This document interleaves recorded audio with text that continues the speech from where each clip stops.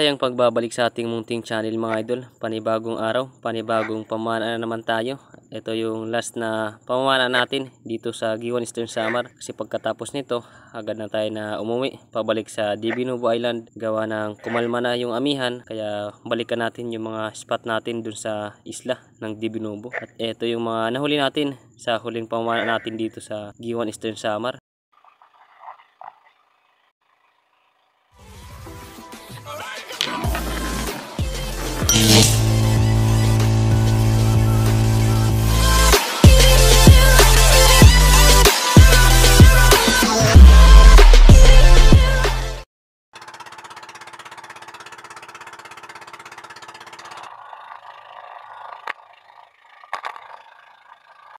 Pagkatapos ng ilang minuto na biyahe namin, narating na namin itong bahura kung saan kami mamamana.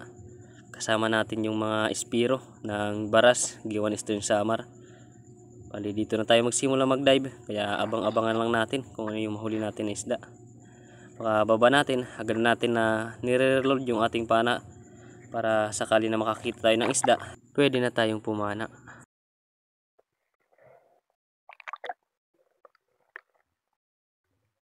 Dito sa unang dive natin, nag-drop tayo dito sa 4 hanggang 5 dipa. Pinilit natin na masisid natin hanggang ito kalalim, kasi yung ilong natin parang tumutunog. At eto, nakakita tayo ng isang bangaraw, isang klase ito ng snapper. Good size na rin ito, kaya tinira na natin.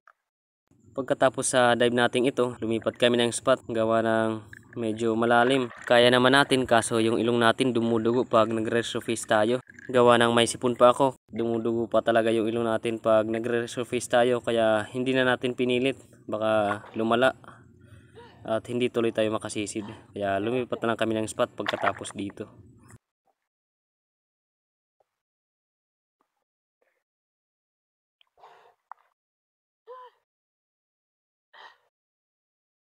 Sa bang araw, isang klase ng snap.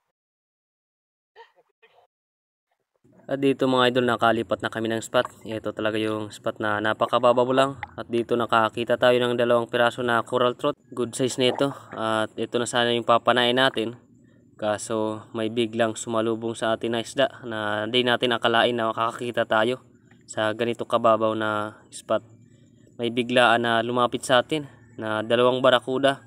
Kaya nabulabog yung coral trout at hindi natin napana. Nag-change target tayo. Yung barakuda lang sana yung papanay natin, kaso napakabilis lumangoy, kaya hindi natin naabutan. Malaki na sana ito, nasa 1 kilo na siguro itong barakuda. Good size na rin sana na pangbenta, kaso hindi natin naabutan. Ang bilis lumangoy, sayang.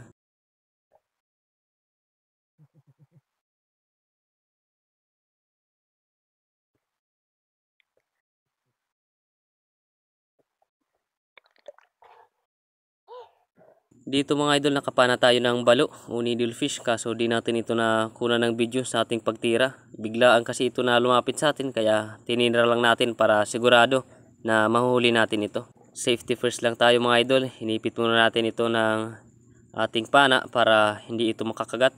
Napakatapang kasi ng isda na ito. Thank you Lord, tayos na ito na pangdagdag sa huli natin.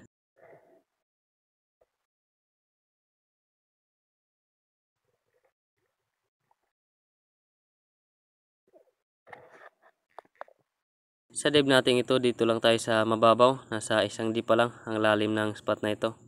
May nakita kasi tayo ng mga grupo ng spotted snapper.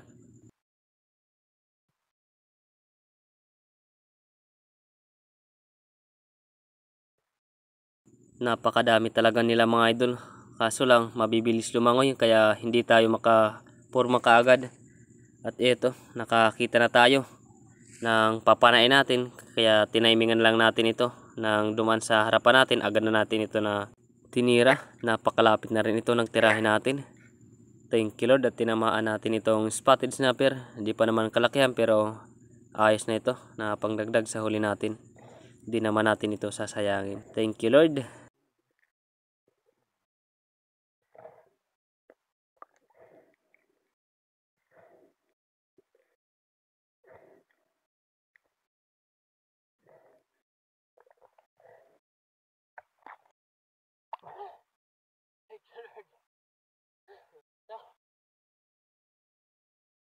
malapit mga idol. Tuhuli natin.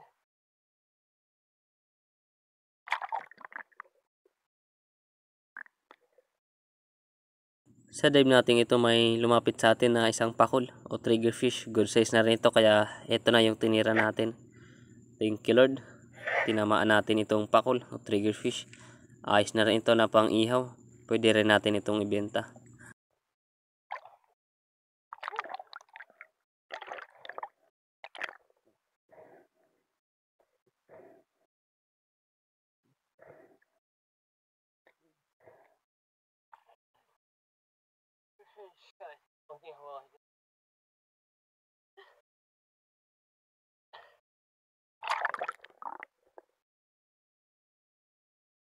Habang nag-aambush tayo mga idol sa mababaw na parte, may lumapit sa atin na isang grupo ng mga barakuda o batog. Good size na itong mga batog kaya pumili na tayo ng isa. Hinintay lang natin na makuha natin yung saktong distansya at makapili tayo ng malaki sa kanila para tirahin natin. Pagbalik ng mga batog na ito, nakapili tayo ng isa at agad na natin natinira. Kaso ito yung nangyari, naipit ulit yung ating shooting line kaya hindi umabot dun sa mga batog yung ating shot. Sayang.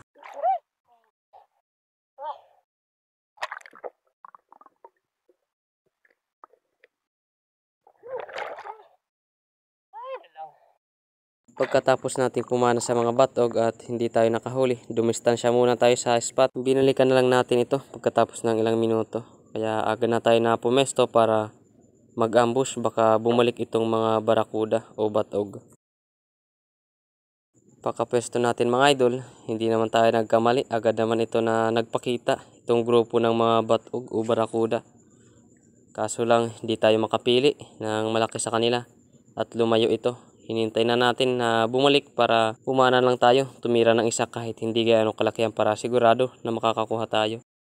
Agad na natin tinira. Salamat at tinamaan natin mga idol. Thank you Lord. Isang batog o barakuda.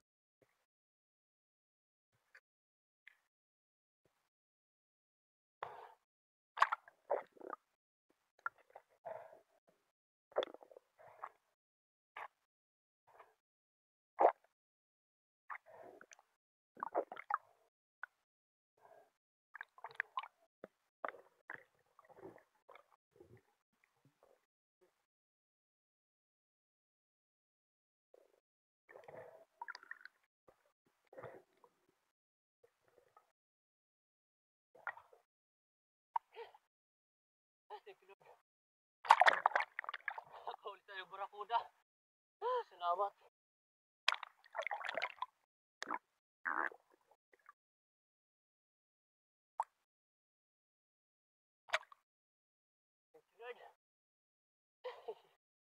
Salamat, maut lang mga barakuda.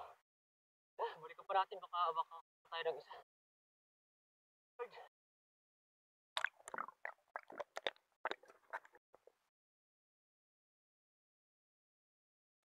Hindi rin tayo mga idol nagtagal sa pumana dito sa spot na ito. Pero ayos pa rin yung mga huli natin. Napakalaking biyaya pa rin yung mga nakuha natin na isda sa spot na ito.